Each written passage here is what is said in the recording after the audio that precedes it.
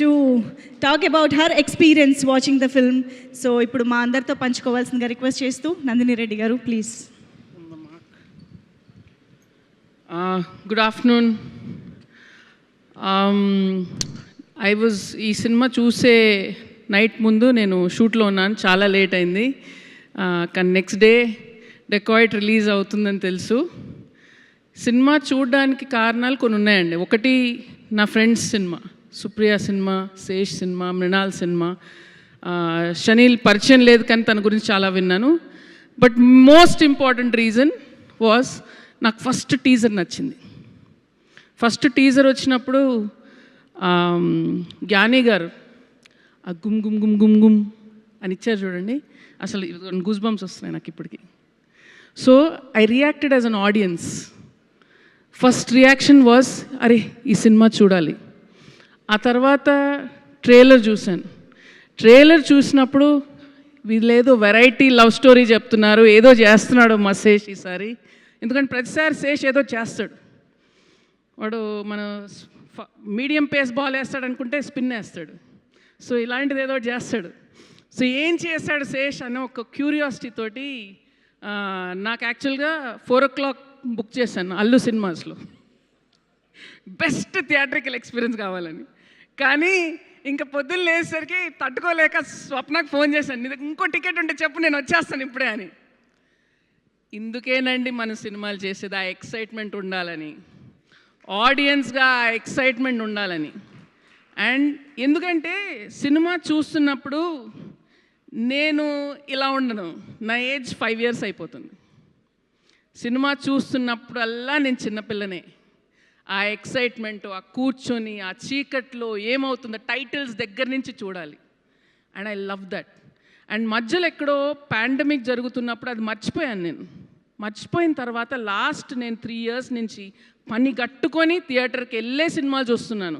And not only Telugu films, Malayalam cinema అయినా ఏ cinema అయినా థియేటర్లోనే చూస్తున్నాను. ఎందుకంటే అందుకే వచ్చాను నేను, ఆ సినిమాని ఆ తెరపై చూసి ప్రేమలో పడే వచ్చాను. And it was the same excitement and high I got when I went to see Dacoit. And సినిమా చూస్తున్నంతసేపు అసలు just glued to the screen. whether it was Dhananjay's magic visuals on screen, whether it was the background score by Gyani, whether it was the performances by Sesh, by Mrinal, Papa, ఆ కథ జరిగే విధానం, అసలు నేను స్వప్న పక్కన కూర్చొని మాట్లాడుకునే time కూడా లేదు, చూస్తూనే ఉన్నాం, ఎంజాయ్ చేస్తున్నాం. ఇంటర్వెల్కి ఒక అద్భుతమైన హై వచ్చేసి వెంటనే సుప్రియకి మెసేజ్లు, calls.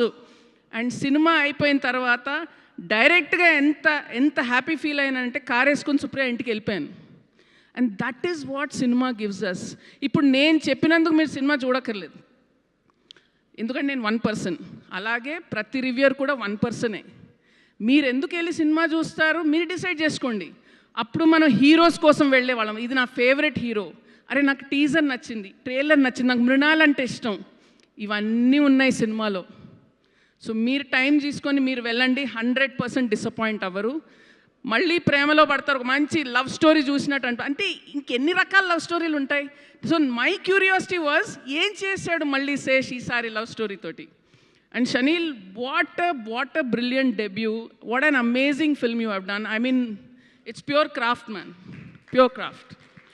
I'm looking forward to your next film.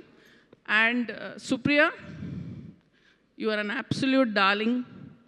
You are one of the best human beings I know, and you are an amazing producer. And ఈ టీమ్ అంతా మాట్లాడుతుంటే ఎంత ప్రేమతోటి సినిమా చేశారనేది నిజంగా the journey must have been so beautiful.